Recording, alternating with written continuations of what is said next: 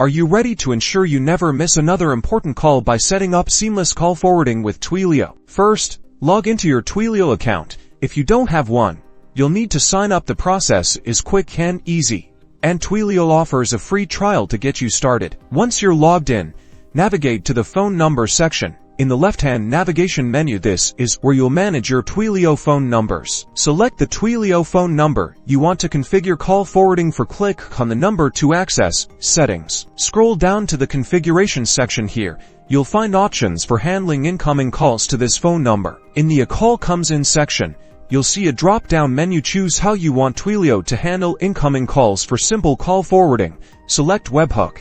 Now, enter the URL of your TwiML webhook. This URL will tell Twilio what to do.